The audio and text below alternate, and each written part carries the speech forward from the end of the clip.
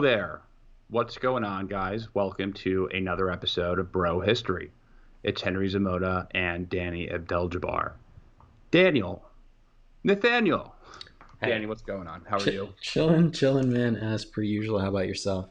I'm trying to figure out a way to spice up the intro because we've had the same intro for 2 years now. Yeah, We're 2 years. coming. Yeah, we're coming up on it. It just came to me. We're coming on about 2 years of doing this show. Actually, I think it might be like around now, Yeah, like it might like be today today. or like within a couple of days.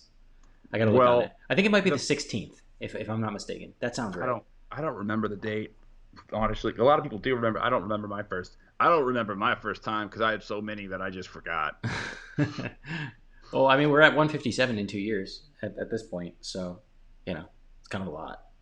Yeah, it is. It is. We've done more than an episode a week for 2 years now. Hmm. At some points we were doing 3 episodes a week. I have no idea how we had the time or like the fucking energy to do that shit.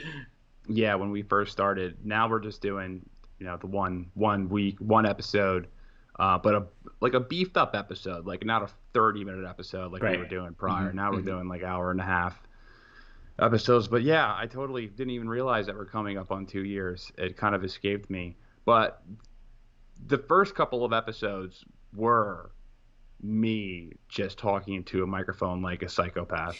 Just like learning how to Completely talk. nothing interesting to really listen to.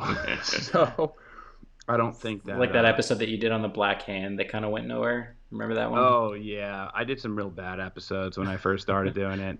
But we of course we did some shitty episodes. It's Hmm. part of the process of building a show. Like you're gonna Yeah. do some terrible shows, and eventually you find out. Arguably, we're still doing terrible shows.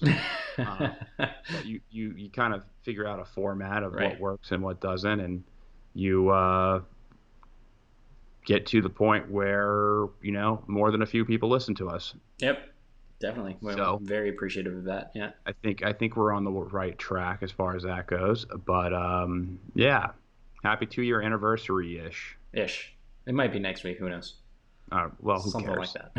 that. Who gives a shit? Yeah. Thanks for listening.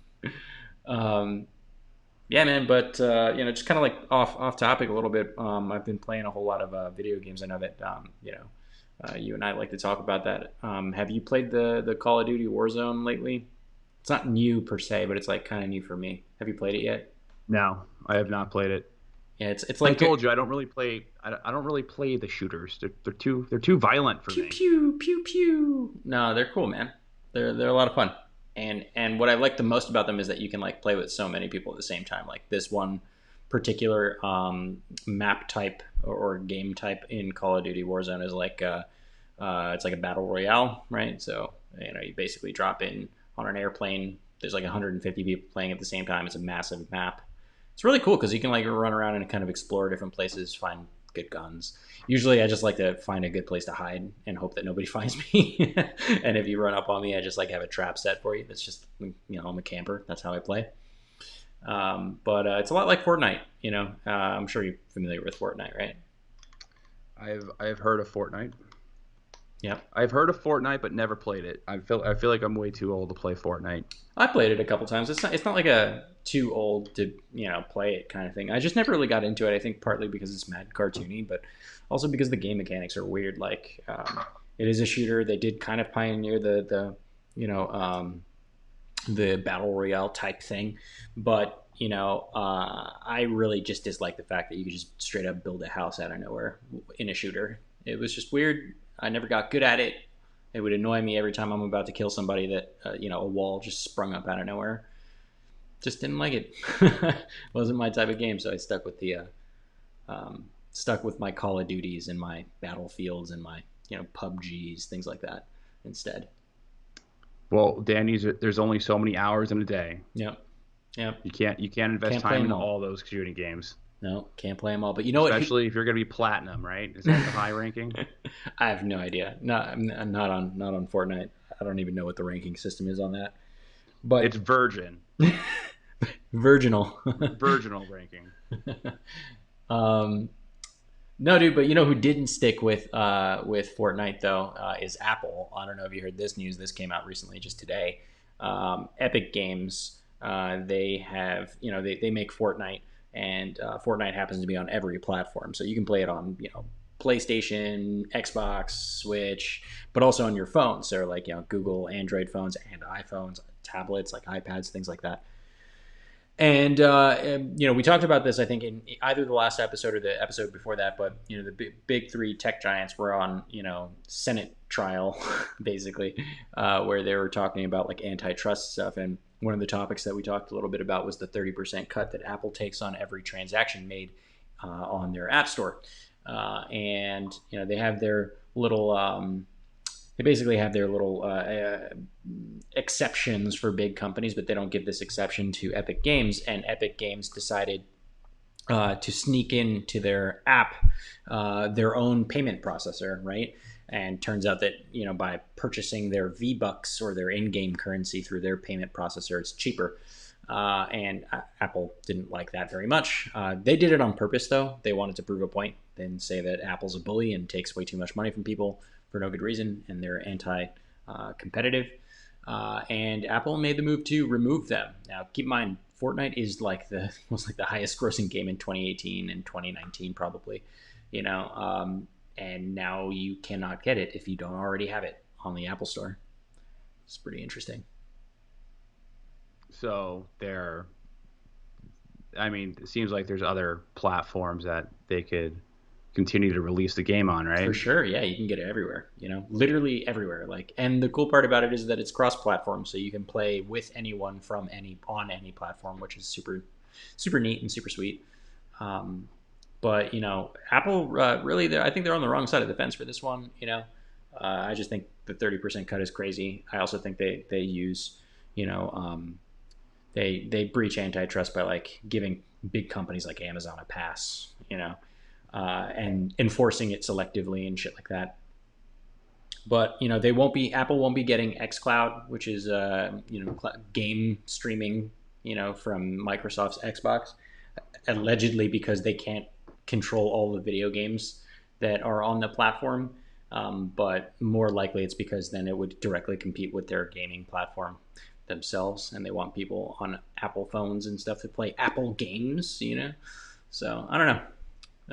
Pretty interesting story that I'm like following, and interesting in the sense of like antitrust and the history behind that, but also because I'm a nerd and I like video games and shit like that. So hashtag free Fortnite. Well, speaking of Apple, so Apple, one of the largest recipients of donations from Alphabet Inc., has been nominated as the VP for Joe Biden.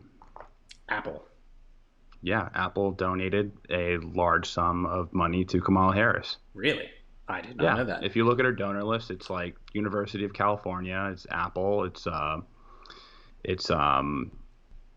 believe it is Time Warner, 20th Century Fox, just all media companies and tech companies. I and mean, also I guess like that makes sense. hedge fund managers as well. But Kamala Harris That's the big story. It was the pick, and I think this is going to be the majority of what we're going to be talking about today. For sure, yeah. So, I guess it came down to, well, what it seemed to have came down to was Kamala Harris and Susan Rice. It seemed like they were the two front runners, and I thought that Kamala Harris, for the past, I would say, few months, I thought that she was going to be the VP pick. However, I did change my mind. I was putting my cards on Susan Rice over the past few days. So when I was talking to you prior, I was like, Susan Rice, you remember, I texted you right before Kamala was picked. Like, we need to do an episode on whoever talk it is, about right. whoever it is. I think it's going to be Susan Rice. So I started preparing to talk about Susan Rice, and pretty much like every single prediction I make involving politics, it's typically wrong. So if you want to know who's going to win an election or who's going to be nominated for something, then just do or pick whatever I don't. the opposite of what I do. But yeah, Kamala Harris was picked, and first things first. I want to talk about this on a strategic level. So just taking out like the substance, Right. taking out whether we agree or disagree with her policies Hmm. or we like or dislike her. But like, just is Um, she a good pick what in general? if we were advising Joe Biden, if we Hmm. were part of his campaign, would you make that decision? Like, what do you feel that does for for the Joe Biden campaign? Well, I mean, can I ask before I give my opinion? Are we advising him before he declared openly that he was going to definitely pick a woman of color, or um, after? Because I think Um, my answer no. changes a little bit there. All right. Why don't we try? Let's start with before, and then we Hmm. can maybe um, iron it. Let's play both scenarios. Yep. All right. Yeah. So if it's before, like, I mean, I definitely wouldn't have advised him to do that. To say I'm definitely picking a woman of color. I know it. Like, I understand why he would do it, and like to kind of drum up the the certain aspects of the left, and really play down the fact that he's an old white man that got chosen, to be president. So I get why he did that, but I really think it kind of boxes him into a corner. And the corner is that he can only select a woman of color. Well, let me There's just add nothing there's something. nothing wrong with that in general. It's just it's also a little bit diminutive of women of color because now it Oh, yeah, feels like like it feels like the only reason why they were selected was because they're women of color, independent of their qualifications or their ability to do the job well. So I just think it's weird. Like I wouldn't have said that out loud. I would have seriously told him to consider a woman of color, out of good strategy and also just because it's equitable, representation in government. But yeah, I definitely wouldn't have told him to say that out loud. I don't think that was a smart idea. It's so funny. Imagine if you are a hiring manager or if you hired someone for some position, you're Right. like, the sole reason we hired you is because of your race and gender. Yeah. Yeah, it's weird. Doesn't that undercut their accomplishments if they're Hmm. an actual qualified pick? It totally does. Yeah, it really So does. it's you could have, let's just say if that was a strategy in the first place, like, Hmm. you know, Keep that to yourself. pick a black woman. Yeah. Why don't you say that after? Like, why not just say like, well, we found the best person for the job, and it just happened to be Kamala Harris, Right. and Look she at was us. We're black, so and she progressive. was a woman. We Like, found the best it was possible totally person. merit based, Right. and it still would have been like still would have satisfied the constituents who Exactly. were like, oh Hmm. yeah, like, you found you looked for the most qualified candidate and And you you found a found, black woman. someone who Hmm. represents us. Exactly. Hmm. But besides that, I agree. I think it kind of undercuts that kind of mindset in general undercuts the accomplishments of people who are actually getting these positions. But yeah, I also agree that it definitely just saying that it kind of whittled it down to about 5 or 6 people to choose from. Hmm. And with Kamala Harris, the thing that really didn't really confuse me because it wasn't surprising the Kamala Harris pick. It really was down to a few people, and it seemed like Kamala Harris and Susan Rice were at the very least the two betting favorites. I think Susan Rice was actually, from the betting sites I've seen, she was actually she had a 40% chance of winning. Kamala Harris I had really about got to follow 40% some of chance of these. winning. I got to follow some of these betting sites that you look at because I think it's hilarious that people put bets on this shit. People bet on everything. Um, People bet on like spelling bees, That's interesting. but it doesn't. This was not a pick to um, for voters. Like, it wasn't. It didn't seem like a pick that was made to inspire people to turn out in the voting booth because Joe Biden received. Joe Biden is perfectly capable of getting the black vote on his own. Right. He So polled to the say highest in that, South Carolina, yeah, like a huge black state, right? And I believe in that same exact state, Kamala Harris was doing more poorly than Pete Buttigieg, and Buttigieg is white as hell. you know. So, she's and he's gay. Like yeah, it's it's just it was she's not helping him in that regard, and arguably the state that she comes from doesn't help him geographically either, right? Like California is solidly blue, right? So she's not going to help Joe Biden pick up votes in swing state California. Like they're not a swing state, you know. So that's why I'm saying, like, I wouldn't have told him to say I'm only going to pick a woman of color, definitely, because then I think it would have opened up his options a little bit to find people in, say, swing states that could have helped him pick up, because that's really where, strategically where he should be placing some, thought. I threw together a couple examples. If he wanted to try and swing a red state, like Stacey Abrams would have been a good idea. She's from Georgia, right? That would have helped her in a red state there, help Biden in a red state. But a couple other ones. So Tammy Baldwin. But Stacey Abrams lost her election. You got to yeah, but not by that much though. That she was pretty popular there, So like I think she still could have caught some votes there. Tammy Baldwin from Wisconsin. She's a woman too, right? So that would have been helpful. White woman, but a woman nonetheless, right? So you might get some brownie points there. But really, the key winning, here is Wisconsin, right? She would have helped with Wisconsin, which is a swing state. Not a white male, unfortunately, but like a lot of people were talking about Sherrod Brown, right, as a possible VP pick, and I think he would have definitely helped as well. So, it's I just wouldn't have chose that, like I don't think I would have started off by limiting my choices. Like if you want to play politics, then I would have played the swing state game rather than the identity politics game. That's my opinion. Well, it seemed that of course,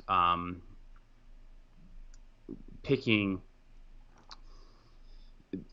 California doesn't give him anything. Like why go to someone from California? Mm-hmm. It really seems like this pick was more of satisfying the donor class of the DNC. So the political operatives, as well as the media, and a lot of the people who are molding the DNC behind the scenes. I think this was to placate them more than anything. And I think the Biden campaigns, they are overly confident right now if they feel that they don't need to.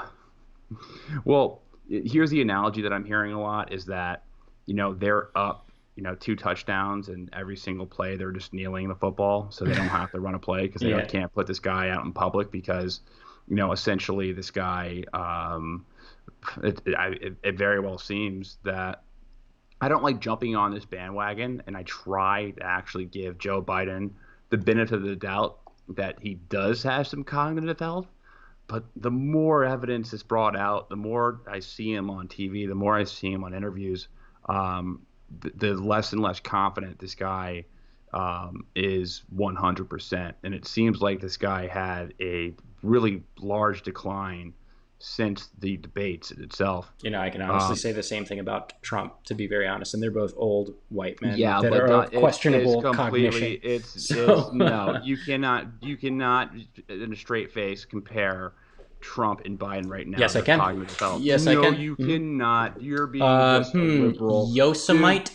You gotta be kidding me. You cannot United States compare Donald Trump. Yeah, I can. You cannot compare Donald Trump's cognitive health and his sharpness right now to Joe Biden. Oh, he's not crazy. Sharp. He's the antithesis of sharp. He's about as sharp as a bowling ball.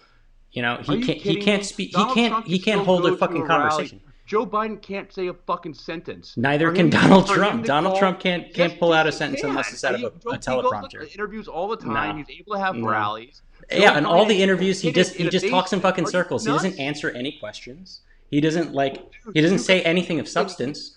And when he does speak, he consistently slurs and he consistently mispronounces things that are easy for normal human beings to pronounce. He's always mispronounced words, and he's always talked like that. People have always been ragging on that. I argue that has increased because I used to watch. No, I've watched interviews of Donald Trump. Is nuts. I've seen Donald Trump's interviews when he was younger. and not like substantially Well, younger. what, Not 50? substantially younger. When he was in his 60s and when he was in his 50s, not substantially younger, right?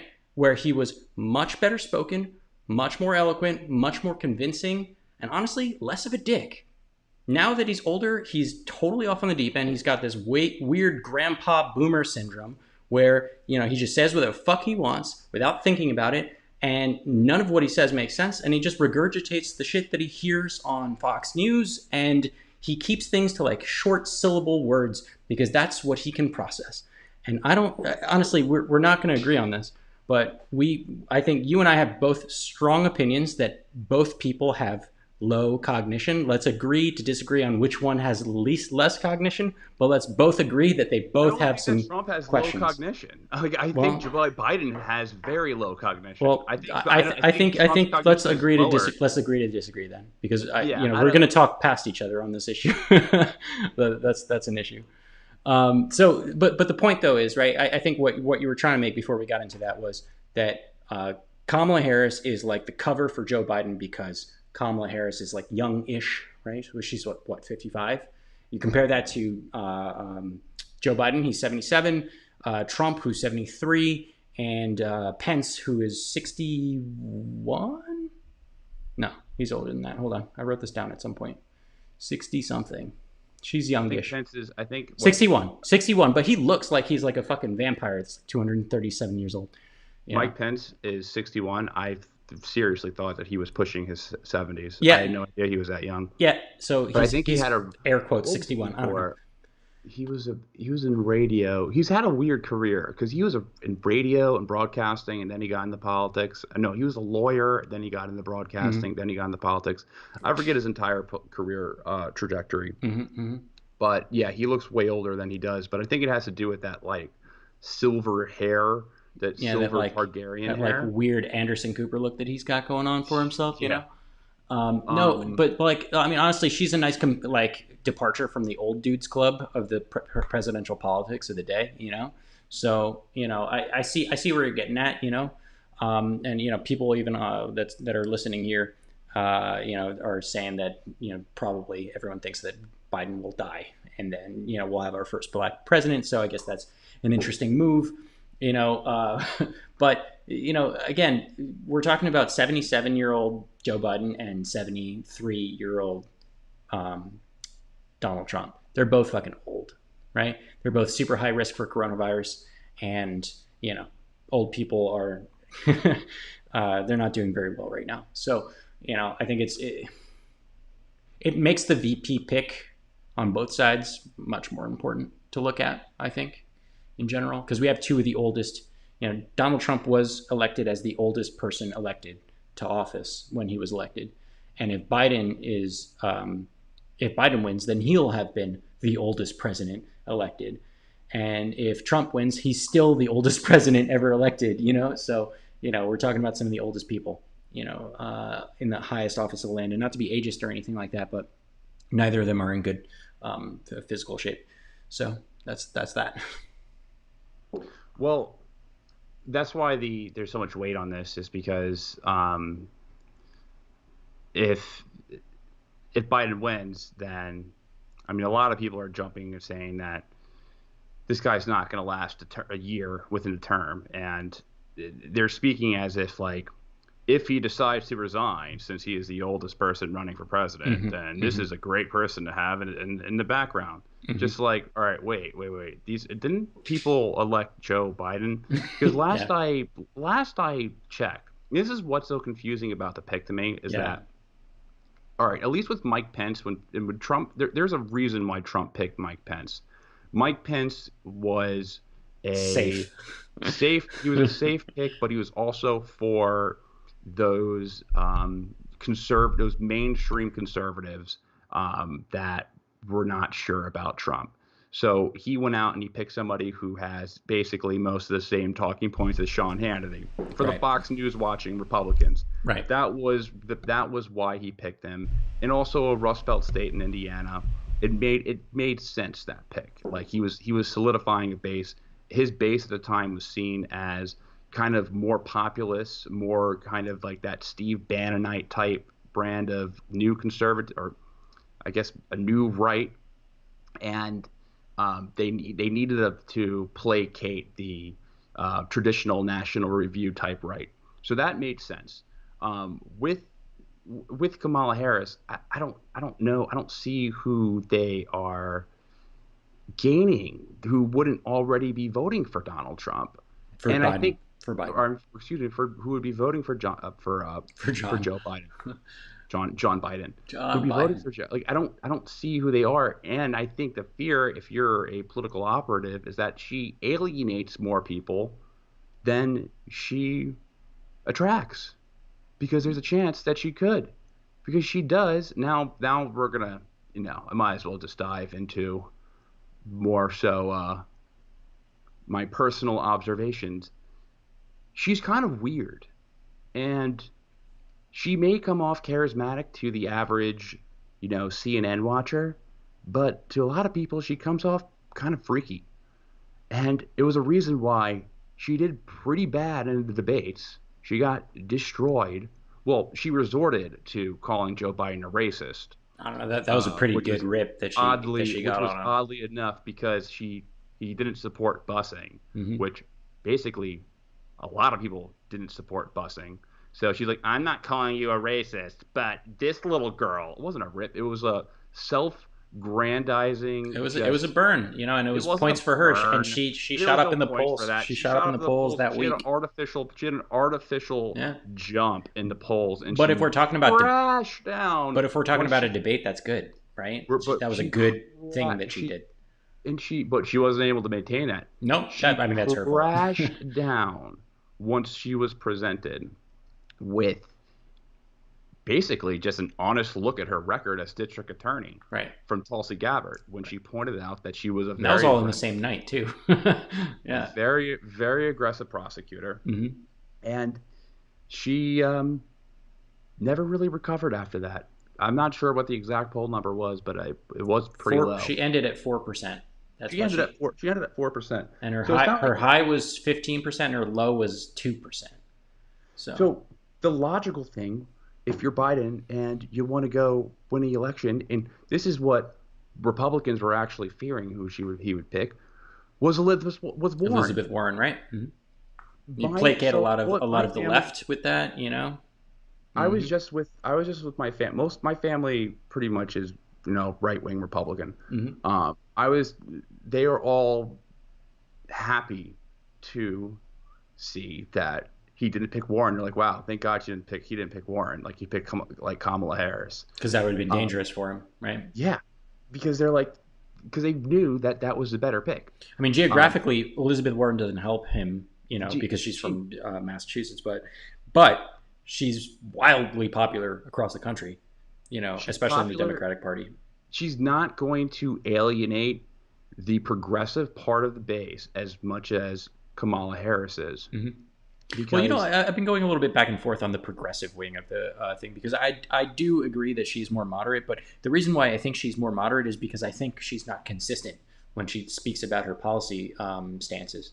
So I think a lot of people believe that she's moderate because she'll say, on the one hand, we should do something about defunding the police, but then on the other hand, as the district attorney, did not. She did not choose to open up statewide investigations for homicides that involved a police shooting, right? So it's like, are you or aren't you? Is the real question, right? Because she does actually have a lot of progressive policies. Like, one of the ones, but some of them are fucking weird. Like, did you hear about this very very recent one? She signed on with Bernie Sanders, and who's the other guy? Markey, Senator Markey, Ed Markey, and they for the coronavirus, they call it the Monthly Economic Crisis Support Act.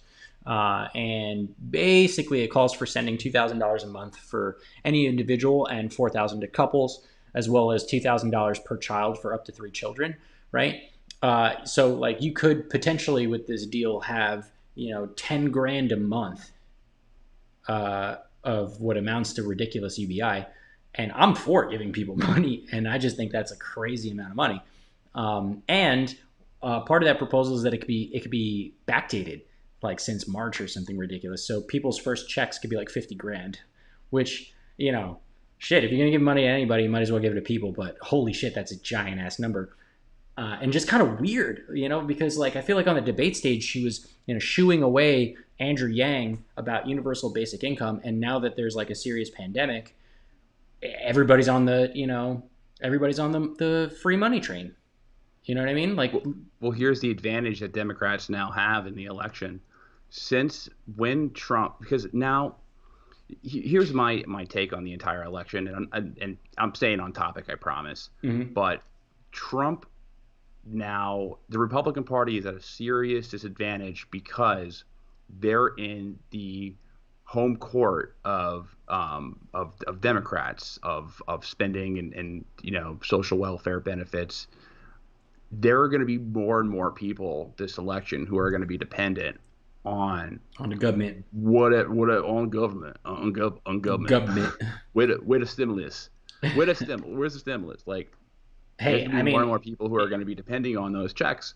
A lot of them, it's not their fault at all. It's right, not their fault that there's a pandemic who right, you know who would want to be working. right. But I think there's going to be when it comes time, Republicans are never going to. Well, actually, let me refrain that I because don't know. Republicans have been, yeah, have Trump been actually pretty spent apt to more than spend money right Obama. now. Yeah, He drove the deficit up more than Obama. quite a So bit. maybe Yeah, and so he started that too even before the pandemic started because exactly. But the tax cuts were like a $1 trillion deficit right then and there. You know, well, it was a tax cut without a spending cut right is is a a deficit benefit. spend. Like Yeah, you that's a can't. deficit spend. Right. It's a deficit spend. So you can say like I want to lower cat taxes, but if you don't cut costs as well, then you're still deficit spending. You're creating a So deficit, right?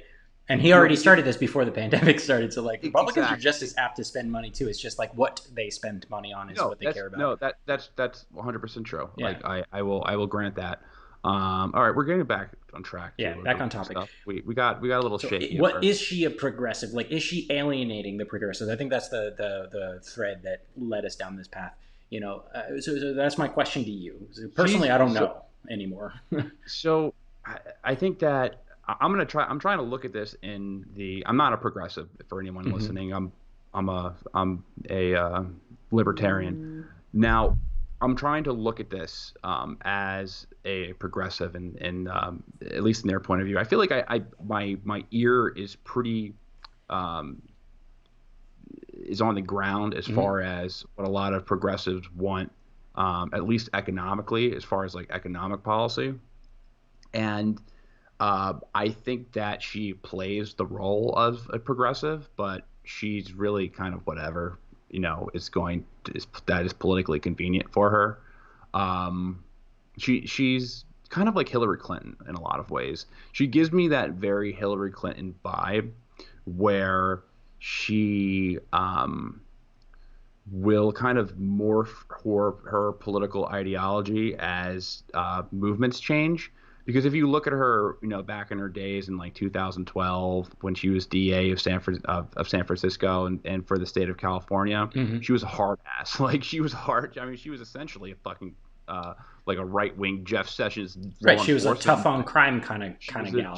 She was a nut, and it was. I mean, I'll get into her DA record maybe a little bit later in this podcast, but she was very tough on crime. She was very pro cop. She got a lot of endorsements from police unions, kind of like the antithesis of what is in Trending culture right right now. Yeah. now, at least in the kind of popular progressive movement, maybe Right. like the pop progressive movement with BLM and stuff like that, which is, you know, fighting for police reform. I just find it ironic that somebody who has such a controversial history as a district attorney, you know, someone who has uh, essentially been an incredibly impressive prosecutor, and I think you can even phrase it in a better way, where she was an unethical and highly vicious prosecutor.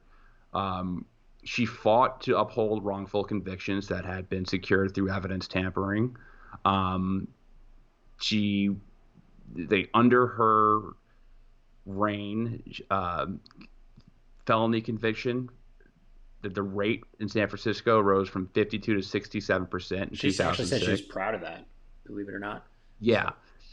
So, A lot of those convictions, they soared from drug-related prosecutions, mm-hmm, which soared from 56% to 74%. mm-hmm, So she has this real tough uh, history of being really, and I think these policies right here, like the drug-related policies, locking people up in prison right. for drug-related non-violent crimes, are the most evil thing the state does to minority communities. Like Mm-hmm. I think it is the most common way.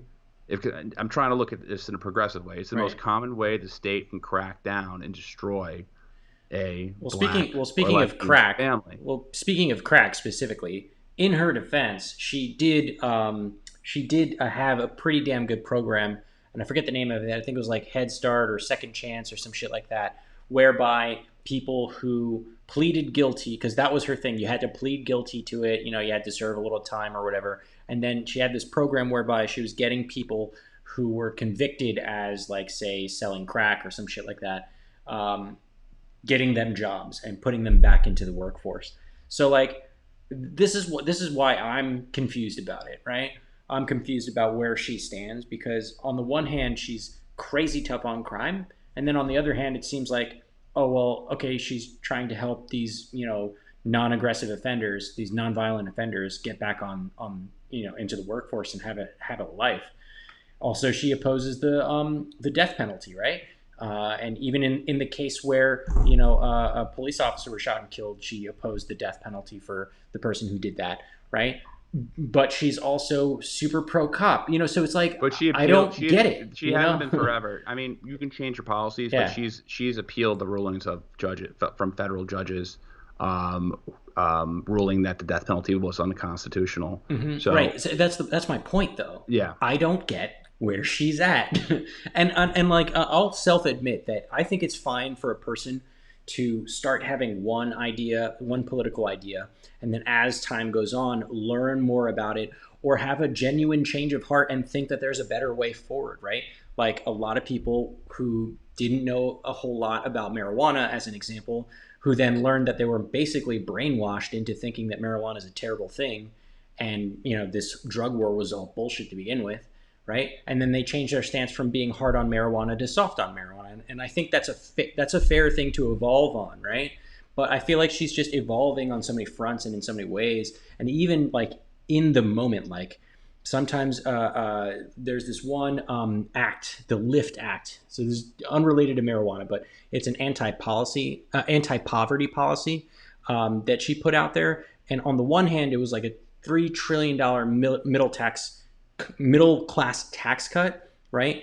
That tried to also implement Medicare for all, and they were trying to like lift people out of poverty with this, but at the same time didn't help the poorest people, because you had to have made some income, like the income cap for this, like the low end, it had a low end cap. So like the most poor people who needed this help the most just wouldn't see anything at all. So it's like, I just don't get it where she's at. I feel like flip flopping isn't a right word for her. She's like playing both sides, kind of. Like she does both things. Does that make well, sense? no, that makes sense. She's like She's both.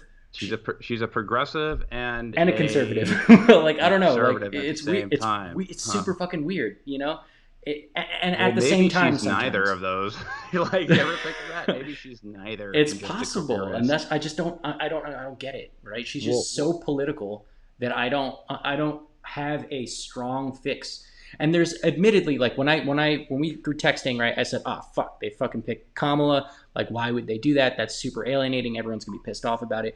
But then I read more on her policies, and I'm like, I'm starting to soften, right? Because some of the things that she, has written or at least put out makes me feel like, okay, I can get behind some of those things.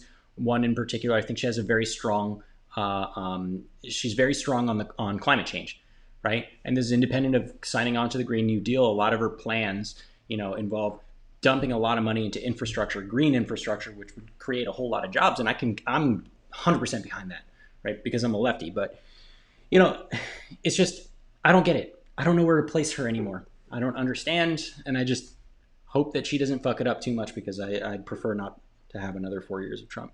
So, Well, she is she's a DA, right. so a lot of people who go graduate from law school and become get into public, they want litigation experience, and that's the way. I mean, having litigation experience is really valuable when it comes to I politics think or so. getting into politics. Mm-hmm. So she or she became I think she became a DA for those reasons to Right. get that trial experience, and she did. And I her enjoy watching her grill people on the Senate hearings. I think it's awesome and sometimes really funny, and also sometimes like thank you for not asking stupid questions and letting people off with like stupid answers. But just depends on where. I don't know where politics are, so I don't know if that's a positive or a well, negative thing. she doesn't have politics. There's a reason why she was receiving the most donations, Right. why she was the That number makes me one so recipient of uncomfortable. billionaire donations in the Mm-hmm. entire campaign. Right. She was the amalgamation I mean, she was Right. the desired candidate for the DNC. Mm-hmm. Like that was a candidate It that makes was me so having all uncomfortable. the money Right. pumped into. And what Mm-hmm. what I just find so odd is that I feel like when you are pumping money into a candidate and they're not delivering results, why continue to like? Why is there such a mission to get this person in office? Like, why can't you try somebody else? Like, I'm sure there's a million politicians that probably have a better personality than Kamala Harris, that maybe were more electable. Elizabeth I think they Warren was ran some. receiving a lot of donations too. I mean, she wasn't Mm-hmm. really. I think Warren and Sanders forbid to take money from billionaires, but she was still receiving a lot of money in her PAC money. campaign, Yeah. Mm-hmm. and she probably would have been more inviting to a progressive vote. Because hey, technically she's a person of color. Isn't she 0.0000000000000045648% 000% Native American Cherokee, right? Yeah, I think So so. Yeah. technically she's a person of color. I mean, it was on her college application. Yeah. It's funny because that scandal's probably as silly as I think that scandal is, and I mean I think it is really foolish that she did that. It's not close to the scandals that I feel like Kamala Harris was involved in as her time as a DA. Right. When she because we're not talking about like just being tough on crime. We're talking about someone who's withholding evidence, who is knowingly withholding evidence about trials where people We're wrongfully were accused. wrongfully Mm-hmm. convicted. Mm-hmm. We're talking about a so here's an example. So when she was DA of San Francisco, she withheld information about a police laboratory technician who had been accused of sabotaging evidence from and stealing drugs from a lab. And the technician was stealing cocaine. And when the guy was caught, she never notified defense attorneys that evidence had been tampered with. She ended up losing more than 600 cases due to that. Because the Um, evidence was tampered with. the evidence was tampered with, but the scandal was that she didn't notify the defense attorneys that the evidence was tampered with. Um, she all there was a number of wrongful conviction cases that she was on the wrong side of. Um, there was a guy, and I pulled this from a New York Times. I had this ready. This New York Times article that came out about, I think, about a year ago, about this guy Gorge. How do you Gorge. pronounce? Yeah, you get on Trump for pronouncing words wrong. I just said George. I pronounced George Gorge. Maybe you should take a cognitive test, Henry. I Hell, why would I think? What are you, a junkie? I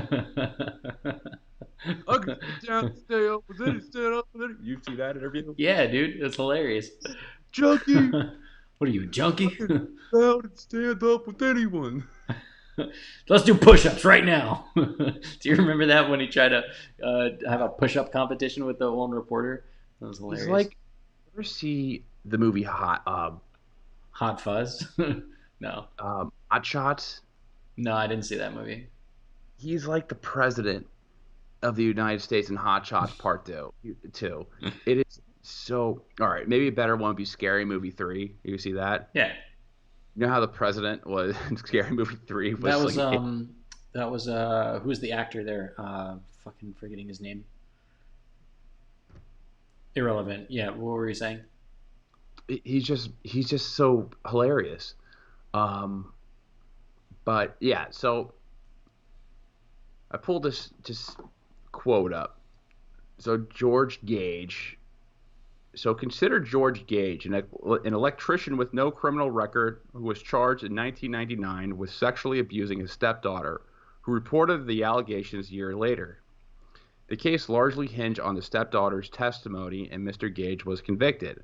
Afterward, the judge discovered that the prosecutor had unlawfully held back potentially exculpatory evidence, including medical reports indicating that the stepdaughter had been repeatedly untruthful with law enforcement. Her mother even described her as a pathological liar who lives her lies. In 2015, when the case reached the U.S. Court of Appeals for the Ninth Circuit in San Francisco, Ms. Harris' prosecutors defended the conviction. They pointed out that Mr. Gage, while forced to act as his own lawyer, had not properly raised the legal issue in the lower court, as the law required. The appellate judges acknowledged this impediment and sent the case to mediation, a clear signal for Mrs. Harris to dismiss the case. When she refused to budge, the court upheld the conviction on that technicality. Mr. Gage is still in prison serving a 70-year sentence. So it's holding it's more than just being an aggressive prosecutor. It's using technicalities to um, hold people as a political weapon, as a not just a political weapon, as a weapon to lock someone up in a cage forever. When And to a what benefit? I mean, court for found her, that to benefit her her look in 2012 as the district attorney or as the attorney general, right? Like, so at the time when she was holding those roles, like, it's important for a district attorney to be able to lock up criminals, right? Like, that's like porn for, voters on when you're looking for a district attorney. Like, you want somebody who's going to get the job done and lock up the bad guys, right? Like, on a super high level, like, not super informed. But like, but there are such a thing as progressive DAs, right? And like, a progressive DA would be somebody who goes in there and tries to reform the system from inside, which is ironically what Kamala said that she wanted to do.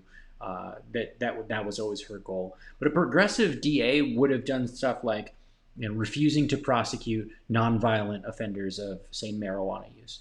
On the contrary, for Kamala, she locked up 1,500 minor weed offenders, right? So, a progressive DA, at least one today, would work aggressively towards making sure that police are held accountable when they're involved in a homicide, or at least that investigations are set to happen, right? When police are involved in homicides. And to the contrary, Kamala actually blocked it, right? Blocked the ability for in her state for there to be investigations into police who were involved in a homicide, right? So she's quite the opposite of a progressive as a DA or as an attorney general. So it is very alienating. Like, that record is very alienating for people on the left. And you have to take her career as a DA into more consideration, because she's been a DA a lot longer than she's been a senator. She's Right. only been a senator she's a freshman senator. Right. Short term. There's another case wrong. There more than one. There was a case back in 1998 where this guy was convicted for felony possession of a deadly weapon. His name is Daniel Larson, and he was sentenced to 28 years in prison. This guy ended up being chosen by the Innocence Project, which is a nonprofit that helps people who are wrongfully convicted it helps them get out of jail. Right. So the case was brought to a court of appeals, and a judge ruled that the juror, to make a long story short, a court of appeals ruled that no juror could have found this guy guilty beyond a reasonable doubt. And the reason why he ended up really getting convicted was because the lawyer the public defender that this guy had was incompetent. He didn't call it. He didn't It's like a shitty call lawyer, any of right? Yeah, just like an incompetent lawyer. But he ended up almost clearly being innocent. There was evidence, there was witnesses explaining that this guy, like eyewitnesses saying that this guy was not. This is what happened. There was a fight, and then apparently he stashed a knife behind like a wheel of a car, and the cops found it. He was arrested for it, and there were witnesses saying it was someone else's weapon. So when this, so under her leadership, the attorney general's office instead filed an appeal attempting to block his release because he hadn't filed the claim for relief in a timely manner, and the state was ordered to release him. So she filed an appeal against it because he didn't file the claim in time. Right. That's just So fucking mean. so she kept him You in know? jail knowing that he was innocent, but it was based off a technicality. Yeah, it's just mean. That's mean. And this guy ended up in jail for 2 more years, and eventually it ended up in the Ninth Circuit, and he was proved innocent by a panel of judges. And this in the DA's office, they fought against him getting compensated for the wrongful conviction.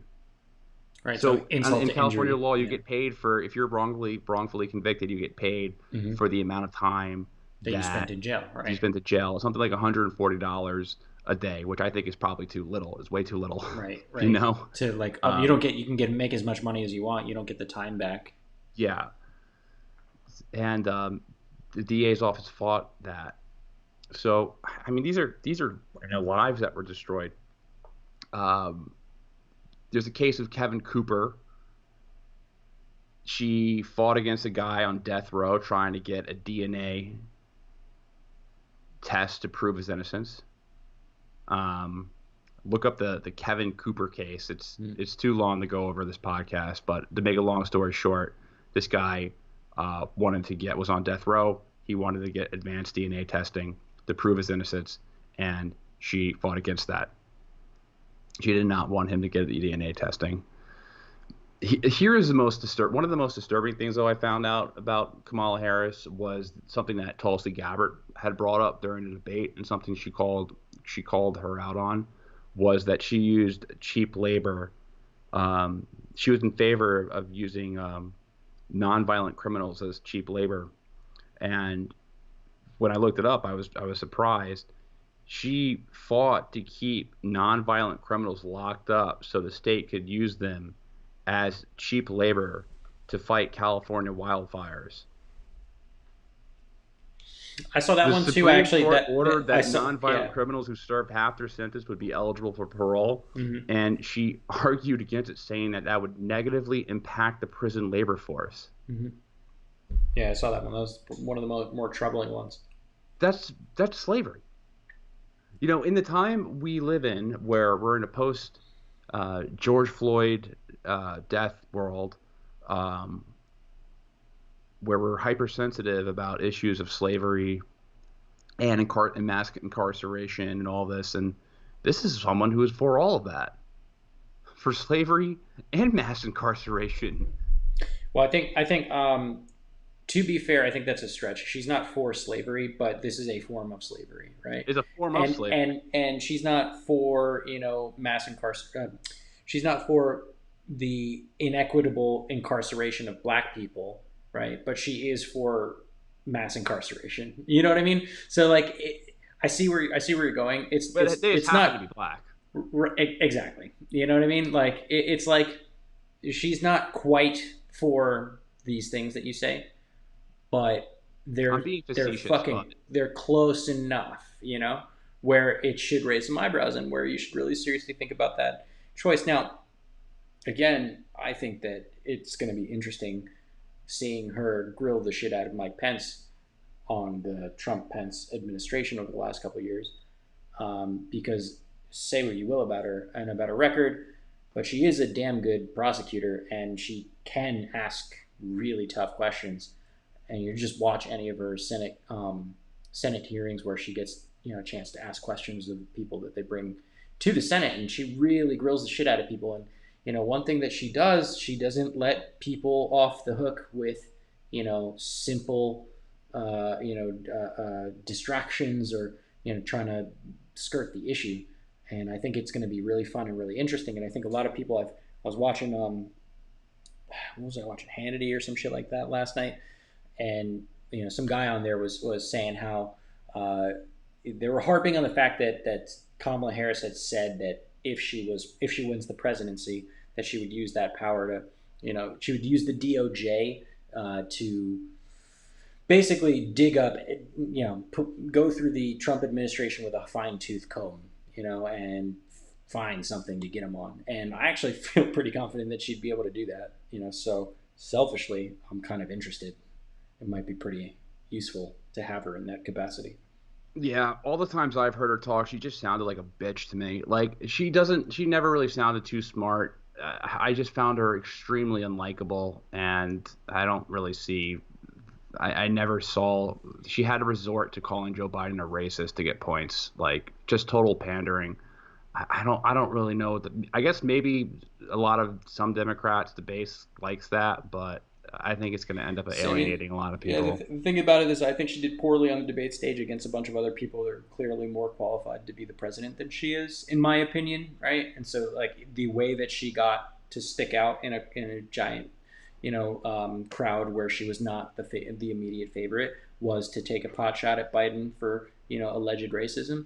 But now that she doesn't have to fight against 15 other highly qualified Democrats, and all you got to do is stick her in front of Pence, like, I mean, jokingly, I read something funny about it to say that I'm wondering if Pence's wife is going to be on the stage with him because he's not allowed to be in a room alone with a woman. So that might be kind of funny. That is a funny joke, but I like what is she? She's like going to go over. She was a hardcore Russiagator. Is she just going to go over that and COVID-19 lockdown stuff? Like that's probably what the Probably, strategy is. probably. But I mean, there also like legitimately could be a bunch of like dirt. There could be shit Dirt. that we just don't know about because they're doing a fairly good job at keeping it under wraps that we just find out because now she has Dirt on access what? On the on the Trump Trump administration. presidential Yeah, dude. There's on the like administration. 15 Yeah. book. There's like 15 books already. There's a book that came out today by Trump's former lawyer Mm-hmm. about another one that talks about Trump's collusion.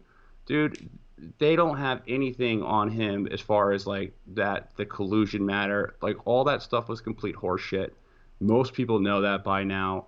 It is if she harps on that, that's a losing No, no, strategy. no. I'm not talking Their about. I'm not strategy. talking about collusion. What I'm saying is that there could be some shit that, like, I don't doubt, like, even in, like, not even 1% that Trump has done something illegal in office, right? I'm sure he Like, has. like I don't think anyone could doubt that, right? But remember, we're talking about a person, Kamala Harris, who, uh, who denied someone who was wrongly convicted, and spent a whole lot of time in jail of getting out of jail on a technicality, right? So she could potentially find these little white, I'm going to call them white lies, kind of like white lies, white, illegal things that, the Trump administration did, and on a technicality, get them all locked up Well, dude, because it's not the she's a DC's job is to prosecutor. lock up your political rivals. No, It's no, the it's job. not. It's It's not not. like But it's you not. don't But think like that's every something single that's. lawyer, that anti-Trump lawyer right now is trying to find ways that they could put his ass in jail. They try to impeach him twice. Yeah, but they don't have the Dude, might of the it's DOJ not. behind It's them. not like you think that That's Kamala what. Harris is gonna wave her wand like some superhero and find some secret way to put him in jail. Hmm, She's a crazy prosecutor who got people arrested on technicalities, mostly poor people. She She might actually find the avoided technicalities. That's what I'm saying. She she might be able to she direct the actually DOJ to avoided find the technicalities. You she know, avoided prosecuting the bankers that were actually lending to her, who are donating that's to her yeah, campaign. because they were donating to her campaign. So So she's I selective about how good she is, and I think if she makes good on that promise or at least that threat, yeah, and Trump said that he was going to throw Hillary in jail too. I'll see it when I believe it. yeah, totally. Um, but I mean, besides her Well, wait, record. isn't Trump like doing some like fucking investigation on Obama? He just said this today that like the greatest, fucking thing that he did that was like so treasonous and all this other stuff, and he gave no details about it, but that more information would come out soon. And I'm like, why are you still talking about Obama? Um, he's going into. He's having the DOJ looking to shit. He's having Barr looking to shit for the Obama administration to try and see if they spied on him. And he even said that what they found was even worse than them spying on his campaign, which I'm not even sure what he even means by that. He's probably just bluffing, but Maybe he found yeah. out that they were sponsoring ISIS and Al Qaeda. They just found out. They just found out. So, which brings me to, do you want to talk about her foreign policy? Yeah, because I couldn't find actually very much on that. So here's the thing with her. So foreign policy is really not her forte. Nope. She didn't run on that. And, besides having some pretty generic, safe one-liners that go along with pretty much every other Democrat who's running for president or who was running for president, there's really not too many things unique about her. Um, and also, she doesn't really have a long history in the Senate, so there's not too many things that she could really have a Right. track record on. She was a DA Um, and an AG in a state, right? They're all so, domestic positions. so she doesn't really have enough history to predict her foreign policy moves. Right. But she does have some voting records, and I'll actually highlight some of the things that I would have voted. I would agree with her votes on. So one of the positives is that she co-sponsored and voted for SJ Resolution 7, the legislation directing the president to withdraw U.S. military support for the war in Yemen. Mm-hmm. If you listen to our previous episodes, uh, Danny and I both agreed that that war in Yemen is a fucking bloodbath, and Right. probably, in my opinion, I think it's the worst thing that the Trump administration has engaged in. Mm-hmm. So I do think that was a positive. Yep. Brownie She points. voted. Mm-hmm. She voted along with Bernie Sanders And Mike Lee. and Mike Lee. Mm-hmm. Another positive thing is that she wants to get back into the Iran nuclear deal, which I think was the best thing that Obama did as president. And she, kind of has that stipulation where it's like, we'll make a stronger deal, whatever that Right. means. But talking to Iran is a good thing. Right. Like Making talking a deal is better than just ignoring them and sanctioning them. there's I don't you couldn't have a worse Iran policy than Donald Trump has. So Seriously. I don't know if you could. Well, Maybe you if could you had attack them. You could just you straight up could attack them. maybe if you had somebody like I don't know who would be a realistic president, like like Nikki Haley. If you just took one of those neoconservatives Mm-hmm. like Nikki Haley or Tom Cotton Mm-hmm. or Dan Crenshaw's pretty neoconservative Yeah. too, Yeah. and he's getting pretty popular in the Republican Party. I would expect him to be a future presidential candidate, to be completely honest. Yeah. Me too. Maybe I don't know.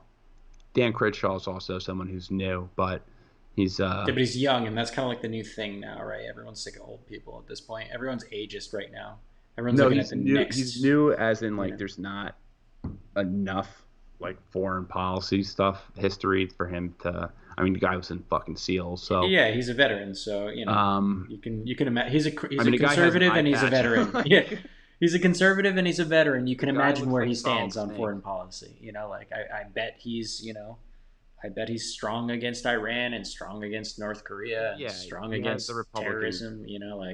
the Republican foreign policy talking points Yeah, down. The guy, he looks like Solid Snake, if that tells you anything. yeah, It's so funny because in the video games, in Metal Gear Solid, he becomes the president in the video games, doesn't he? Dan You ever Crenshaw, play Big Snake, Boss, Snake. big, big boss, Uh-huh. and because all right, I want to give you a crash course in Metal Gear Solid. Hit me. So Solid Snake, you ever play those games? I've only ever watched them. I played the first one when I was a kid, and I never beat it. And then I watched people play the game. So The third one Snake was fun. is the clone. He's the original hero in the first Metal Gear Solid. He is the clone of Big Boss, and Big Boss is the newest Metal Gear Solid had you play as Big Boss, his clone father, and Gotcha. he actually becomes bad. So he's the villain later on, Mhm. and but he's Snake's like clone father, and he has an eye patch, and he So becomes president. Crenshaw is Big Yeah, Boss. yeah. Cool. So, but yeah, going back, those are, I guess, some of the things that I think That you that agreed just with, right? the Democrats in general are better than the Republicans are in foreign policy. Now, let's get to the negative. So, she actually voted against Sanders' amendment this July to cut Pentagon's budget by 10%. Mm-hmm. She's well, this is kind of, I think this is a negative. She's pro removing troops in Afghanistan, but only with a stable government in Kabul, which means she's staying in for she's for staying in That's Afghanistan dude. forever. That's a Like, great example of what I was talking about before. It's like how could it's like I don't know if you're good or bad. It's like pull out of Afghanistan, but only after we set up a government that works. It's like you can't have both of those things at the same time. Like we've been trying that for the last 20 years. You know, like that yeah, doesn't make sense. You know, like is this a good policy or a bad policy? I don't know. it's like yes, it's like It's a good and a bad policy at the same time.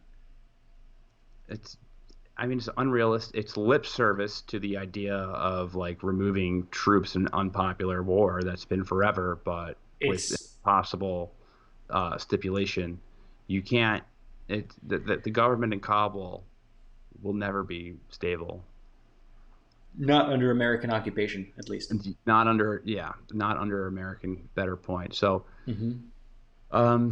I mean, she wasn't really around in like the early 2000s when the Assad must go rhetoric was going on. Right. So it's hard to call her pro regime change in Syria, but she did throw that liner at Tulsa when she was being interviewed. I think it was by Don Lemon. It was Mm-hmm. someone from CNN when after Tulsi ripped her a new a-hole. She's like, oh well, she's an Assad apologist. Like that was her comeback. Mm-hmm. That's like basically whenever because Tulsi took people out during those debates. Tim Ryan, she made look like a She pushed him buffoon. in the locker, as you said, right? She pushed him in the locker, and she really hurt Kamala Harris. So when she was being interviewed, she was like, she's an Assad apologist. For all It's those wins, not though, a Tulsi side kind of apologist. Tulsi kind of sucked, like worse than Kamala Harris did in She didn't get any. She didn't get any media the time. string. Well, that's She's kind I of part of mean, the game, isn't it? To get because she media was time. anti. She was anti-war, and if you're anti-war, the media hates your guts. It's just she I was know Bernie's attacked. pretty anti-war. Not really though. He's fake anti-war. Well, at least he gives lip service to the He anti-war. get, he gives lip service, but no one's like actually concerned about him going in and changing like American foreign policy. Tulsi Gabbard ran on saying, "I'm changing American foreign policy. We're getting the fuck out of these stupid wars. No more regime change wars. No more funding rebels. This stuff needs to end." Bernie Question: Sanders will be like, "It's a travesty to go. I voted against the war in Iraq," but What he's if not running that stuff. what if Biden would have picked Tulsi? Just out of curiosity, what if Biden would have picked Tulsi? Would you be like pumped? Would you vote for Biden? Yeah, I would. I would absolutely vote for Biden if he picked Tulsi. I wonder if it's too late to change to It's change not. his pick. It's not going to change. Like their values don't line up together at all, and like there's no like they're the donor class of the DNC would never be about that. What if The he donor picked her class as of the sex DNC state? hates her because she, with someone as acting as someone with principle, she resigned as chairman of the DNC because they fucked Bernie Sanders over in the 2016 election. So she actually she stuck it to them. I mean, she endorsed Joe Biden, but I mean, I guess it was just a pure political thing. Of course. But yeah, And now she's nothing too, right? Because they elected that other dude to her seat in Congress, so she's I'm just like a political something. I don't know what do politicians become like after they are no longer doing active politics? What unemployed. I wonder if she gets the coronavirus check. That would be. I mean, she made more than $100,000 last year, Yeah, most likely. but for real, side note, can we just say fuck you to all of the people in Congress right now that are now on a break through Labor Day and didn't iron out any fucking deal, and they think it's totally cool to go on vacation now, and they're still getting paid, and there's millions of Americans that are unemployed, over a million people a week every single week for the last 5 months claiming unemployment. They don't have a solution there. Nobody's doing shit. You know, nothing. So fuck those guys, all of them, every single one of them. I I second that. Fuck everyone who's in Congress. Um, all right. So one last thing with her is that she is. Well, this is probably the most important thing when it dictates her foreign policy. She is a hardcore Zionist. Mm-hmm. She Yep. has very close ties with APAC. Mm-hmm. She said when she said something like this along the lines that when when she was young, she didn't sell Girl Scout cookies. She collected money to plant trees in Israel. Just like what? Yeah, I don't I really like know heard what to make of that, but what? see, but Just that's the thing about this. Like, is she being serious, or is like is that her actual position, or is she just giving lip service to like APAC? You know? she's super pro-Israel, like most politicians. But there's J Street and there's APAC. APAC is the more right-wing one. Mm-hmm. J Street's the more progressive one that's against occupation and settlement building. APAC is the one that like is very for much those things, and she's very very very pro-Israel, which makes me really worried about her the influence that she'll get as a powerful person of the federal government, um, in the case that she becomes. I mean, it's not like Trump isn't heavily influenced by Trump is Israel as well, the so best the best president for Israel. it's not like you're getting in it's not like you're getting somebody who is an improvement there, but both Biden and everyone running for the DNC ticket was super pro-Israel. Mm-hmm. Like you're just not going to find someone successful in American politics who isn't, unfortunately. So it's hard to like use that as a nail in the coffin. But I mean, she's like more pro-Israel than other politicians. Like she And to be clear, let's not just say pro-Israel because there's nothing wrong with being pro-Israel. It's like pro-Israeli for domestic policy that like oppresses, specifically Palestinians and that uses super warfare anti-BS and in stuff. yeah in the fucking region with impunity, and yeah, people of conscience that want to not invest or purchase Israeli products anymore to send a message out. She's like against that as well. So it's not anti-Israel to be critical of Israeli It's pro-Israel policy. to be critical of Israeli policy Right. because in the long term, I'm pro-Israel in the sense that I don't think that Israel will be able to pursue the policies that they pursue right now forever Right. without suffering a tremendous backlash. Right. Like that's honestly, I Mm-hmm. think it's in the best interest of everyone that they Well, end the occupation I don't, I and don't, I stop don't building know if settlements. I don't know if you still want to keep talking about Kamala, but like something that we also said we might want to touch on is this deal that Oh came out today. yeah, Do you want to just like transition now because I feel like we're on the topic already? yeah. Why don't we? That's a good segue. So something I saw on right wing Twitter earlier today Right wing was Twitter. on right wing Twitter. I think it was Sebastian Gorka, and Oh, that guy. no, the Sebastian Gorka. I keep seeing him. So, side note, I keep seeing him on because I flip through all of the mainstream news channels just for a lull, and he's always on Fox on this one commercial, Sebastian Gorka, about this like fucking snake oil It's 100% snake oil, pain medication. He's like, I am Sebastian Gorka, and I use this medication, and I don't have any pain anymore. And also, these are all of the old white men that also use it that you might know of. And then he just starts listing. And it's like Dennis Prager and this other guy and this other guy. I don't know how to do He Sebastian just starts. Gorka's voice, He but just starts listing like prominent like white guys. conservative Zionists. Yeah, Like exactly. Yeah, Dennis 100%. Prager, Ben Shapiro soon. Like Yeah. Is and dude, the commercial is hilarious, and it's like very clearly snake oil. Like it's like on bone broth level bullshit. Like, like this. Do not buy this product if you're smart. Sorry, that's every time I hear Sebastian Gorga's name, all I can see is this stupid fucking commercial. It's hilarious. Anyway, so what about Sebastian Gorka? so I just saw him. I think it was just a tweet. This is Mhm. how I was alerted to the news. He was like, Donald Trump should win Nobel Peace Prize for negotiating peace between Israel and UAE. And I'm just like, what? What are you even talking about, bro? What do you a, a Nobel Peace Prize for negotiating a peace between Israel and the UAE? That would be like getting a Nobel Peace Prize for negotiating a peace between England and France. Mm. Like two countries that are who've been allies with each other for the past 20 That years. are not actively engaged in wars with each other. Yeah. Like, are you? Is that a joke? And they're they have been Israel is allies, with the exception of Qatar, with and Yemen, with all the Gulf states, Not Iran.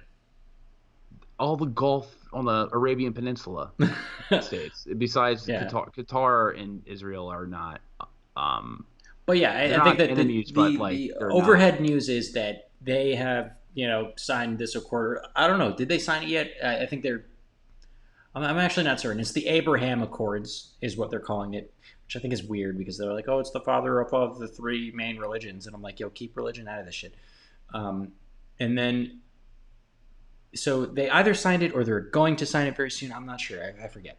The point, though, is that they are formalizing their relationships now, right? The UAE and Israel, and they're going to be exchanging embassies and doing all the fun stuff that goes along with it. I guess it's. I think it's interesting in general because I think it does. One win that I think is positive out of this is that the Israelis have planned to temporarily suspend their plans to annex the West Bank, right? And I guess that was a part of the plan, but it's a temporary suspension, not completely give up on the plan.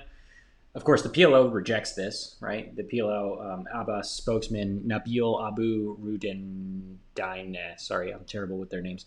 This guy said Palestinian leadership rejects what the United Arab Emirates has done and considers it a betrayal of Jerusalem, the Al-Aqsa Mosque, and the Palestinian cause. The deal is a de facto recognition of Jerusalem as the capital of Israel, which I kind of agree with, because if you're going to end up putting embassies in people's capitals per, normalized relationships, then yeah, that's kind of what this is. But short-term benefit, they're not going to annex the West Bank anytime soon because of this. So, somewhat positive. Yeah. Netanyahu's come out. It's kind of funny because a lot of like settlers are pissed off. They're like, Netanyahu has betrayed the Israeli, right. They're gonna eventually. This is not gonna change too much policy. Yeah, no, I don't think it's going to change anything because it's just putting it on paper. That's all. Like they already had this relationship. It's just like officially declaring it, And I think I've said this exact thing about the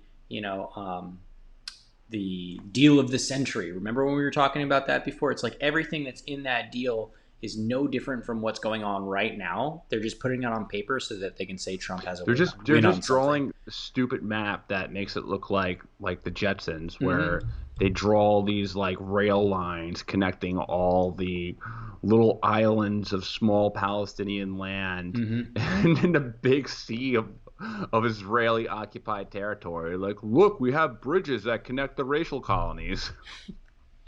we It's fucked and up. then we have one big tunnel that goes into Gaza, the big concentration The camp. the massively long tunnel that doesn't exist Yeah, anywhere in the world. yeah. Like, The 60-mile long tunnel that goes into the Gaza. And oh, look, industrial zone. It's like there's like one part of the map is like Palestinian industrial zone. Like at the bottom of it, it's like a crude it's a drawing. It's joke. just such a silly It's a thing. joke.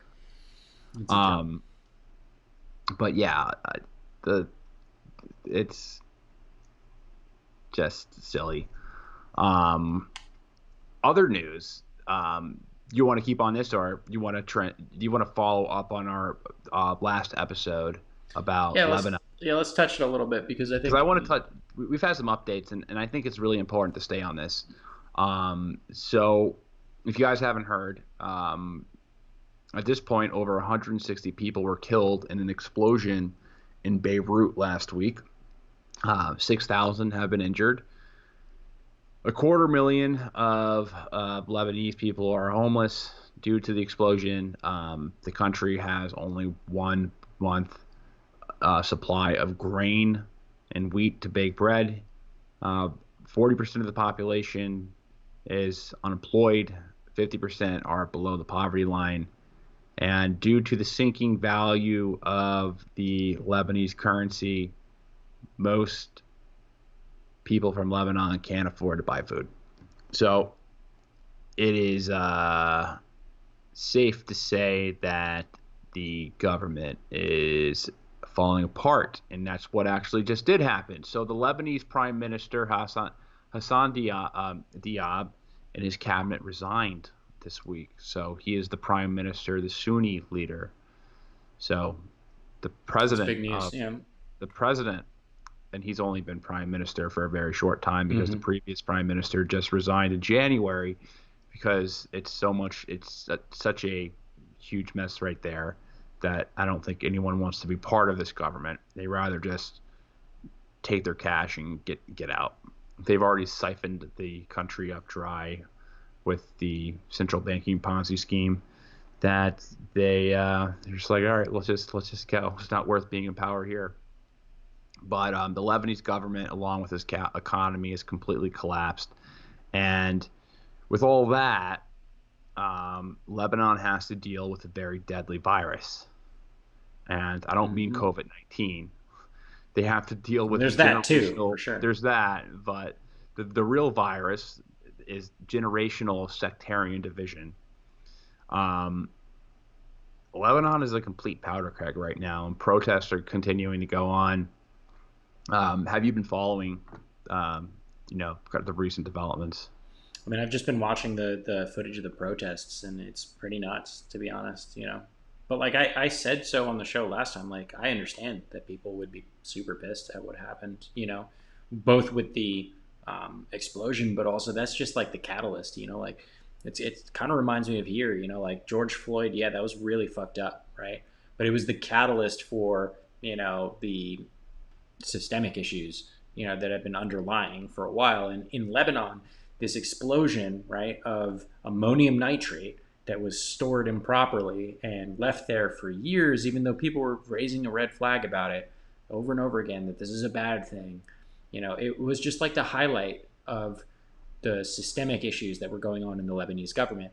Ergo, just corruption, gross oversight, gross, mismanagement, you know, just gross. And I knew people were going to be pissed off about it. So just watching some of the footage of basically Lebanon falling apart, it's sad, but it's also like not surprising. Yeah. I don't know what's going to happen. So what's concerning to me is that there's a lot of things that are concerning to me right now, and it's not just it's a lot of the media coverage right now. Um, What media coverage? They stopped talking about it I know in there the is. mainstream I mean, the media after that the I explosion. follow, Yeah, the fair enough. media that I the media that I follow has been pretty. It's been pretty kind of conspiratorial. Um, a lot of outlets like the Wall Street Journal and foreignpolicy.com or whatever, Foreign Policy Mag, have been right away have been trying to link the explosion to Hezbollah. Of course they Um, would. there's so the evidence that they're using is that Hezbollah controlled the ports. They controlled what was going in and out of the country. Therefore, they are to blame because the explosion was at the port. I still believe that this was just a level of corrupt, just corruptness and the lack of accountability and standards and within the government that led to the explosion. However, a lot of outlets are kind of spinning the wheel to kind of hold because the government's collapsing right now, and people they need aid. Um, so the carrot is being held up with the condition that Hezbollah is no longer part of the government. And the problem is that yeah, like Hezbollah is a bully group and they do a lot of fucked up stuff. You'll never have me not say that. Like there's a lot of hardline stuff they do as far as bullying people, bullying sex there and stuff like that. However, Hezbollah still represents a really large portion of the population there. Hmm. We're talking about a And the country that military. they are much stronger than the Lebanese military, and they have support not only from the Shias in the south of that country, but they also have support from a lot of Christians.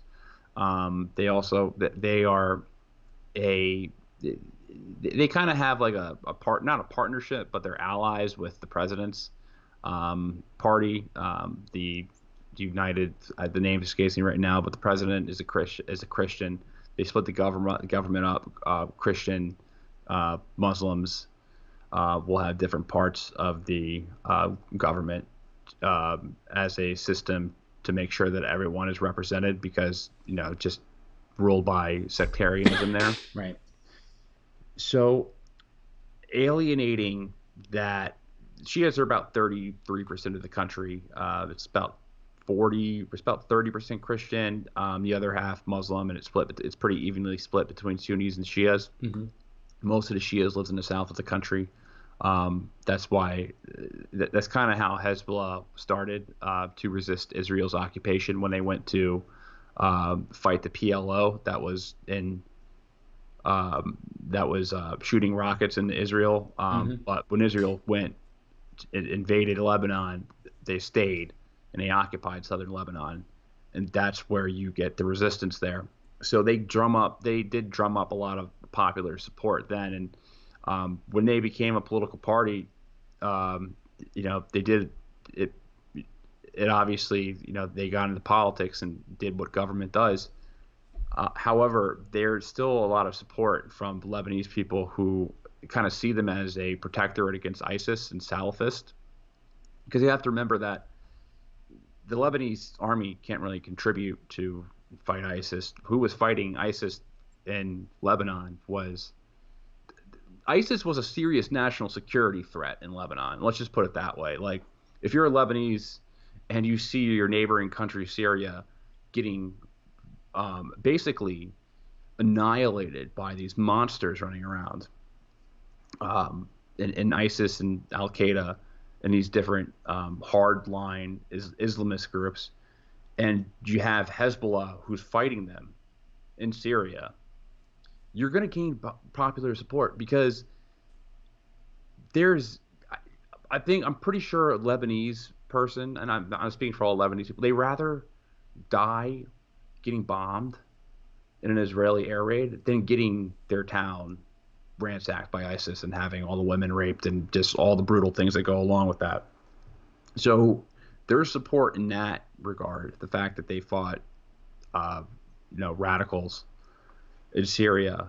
Um, so I think holding that carrot, I just think a lot of the policies that are going to be driven are going to end up bad, or they're going to end up just causing harm in that country. And I think that Hezbollah does need to make a lot of reforms, and ultimately, they're kind of like the IRA. You know how like the IRA, they eventually became, Mm-hmm. different political. They Right. became They rebranded. rescinded, Right. which is now in power today. Right. So they're gonna have to They do, rebrand. Right. yeah, They just like kind of shuffle some shit around. They need to put the terrorist stuff behind them, and you know I think they need to integrate the well, they're gonna their tell, militias into the actual country's well, military force. what they're gonna tell them to put down their arms. Right, but they're just not going to give them up. They're going to Yeah, give them to the government, and then they're going to hire them as soldiers, like officially. Like that's probably the move yeah, but then you're just gonna have a Lebanese army full of like of Hezbollah. Right. Hezbollah. So I don't know what Yeah. problem you're really solving. But I Maybe mean, give but us I mean, different think name. about it. Like I'm not supporting this, and I don't think it's a good idea. But like, I just think it's the most likely situation because, we've got Hezbollah militants who are kind of battle hardened, right? Like they know the terrain, they know the weaponry, they know all this stuff, right? And if what we're saying is true, and Hezbollah needs to like rebrand and basically like do what the IRA did in Ireland, you know, uh, and distance themselves from their like terrorist past and kind of like normalize in a bit, both in their country but also on the world stage. Then one thing that they would have to do is disarm Hezbollah, right? And all that weaponry is not just going to sit there, right? The Lebanese government would confiscate it and get it, and then the Lebanese army sucks. Like they're not they're not anything special. So the likelihood is that the people who are formerly in Hezbollah, the ones who know how to use the equipment and owned the equipment, would probably integrate into the greater Lebanese army. It just that to me makes the most sense, you know. Yeah, Especially if all their figureheads, like if all their political wing people are now rebranding and taking over, certain parts of the government, then it makes sense that their militant wing would rebrand and just assume roles and responsibilities within the general military of Lebanon. It just makes the most. It's like the Occam's razor, like the most likely thing that would happen. And then yeah, you'd get people from all over the world saying like, "Oh, Lebanon's army is just Hezbollah still," you know. Like there's no escaping it. And the same was true of Ireland and the IRA. Like I'd love to have Danny Sherson, because he's like the expert on the IRA and shit, to like tell us like how did the IRA transition from being well, like, they became Sinfin. mm-hmm, So Sinfin, and they became a kind of just a political party, that practiced peaceful politics rather than mm-hmm. an armed struggle. So that would be And the ultimate what goal. happened to all their fighters? They just decide to become bakers and fishermen and shit. Well, Like, there are IRA bombings until in the 90s. right, Like exactly. there there was IRA bombings for uh, a long time, so they never really went away. I mean, there's still people who are like, "I'm IRA, motherfucker. I'm Right. here to fight the British." So like this is our island. These fucking British need to go. There's still people like that exist, and it's one of those situations. I mean, the IRA was funded by American Irish people, Yeah. by the diaspora. Mm-hmm. That's where the funds came in from. Right. They were also funded by PLO and Hezbollah, Yeah. Yeah, they ironically were. enough. Yeah, they were friends. Yeah. So it's interesting, but I don't know. We'll have more as things go on. All right. Do you want to talk about anything else? No, man. We're at an hour and 30 and change, so we can wrap it from here, and then I'm hot as fuck right now. It is. we got to get you a fan, man. It is very humid in the Northeast. Too more humid than ever. I wish global warming stopped. Fine, I'll do environmentalist stuff, but turning the AC off during these podcasts makes me lose about 5 pounds every show. All right, thank you everyone for joining us today for another episode of Bro History. Hopefully this one was exciting. I think we had some good back and forth where we, you know, I'm I'm a little right, you're a little right. Yeah. I'm a little right, you're a little right. Um, but I think it was a fun episode. If you enjoyed it, make sure that you rate and review the podcast. That is the number one way to help us grow. I got a really cool review the other day. I don't have my phone on me, so I can't pull it right up. But it was a guy referencing the Nintendo facts that we had, which was That's awesome. which I had a lot of fun doing. And Hmm. I remember the review. It said that about Animal Crossing. That Animal Crossing came out in 2000. Was supposed to come out in November of 2019. of 2019, Hmm. which would have been, I guess, a disaster, Yeah. right? If that came out then, if they missed COVID-19 for Yeah. them at least, Yeah. for Nintendo. So I guess some people get the profit off this, that and these businesses fraudulently taking SBA loans, these PPP loans. Seriously. Um, but yeah, love the reviews. Rate and review the show if you are enjoying it. And I'll say it again. If you're listening to more than 2 or 3 episodes, you like this show a lot already. So just rate and review the podcast. It really does help us. And check us out on YouTube. We live stream these shows. And is there anything else you would like to say, Mr. Daniel Abdel Jabbar Uh, of I want to, Martel? I want to give your mom a shout out for making me this sweet hat. For those of you who are watching, you can see it, and also for those of you who are listening, it's just a handmade bro history hat that Henry's mom made. So thank you, Henry's mom. Thanks, Really appreciate Mom, it. our number one fan. All right. Peace. See ya.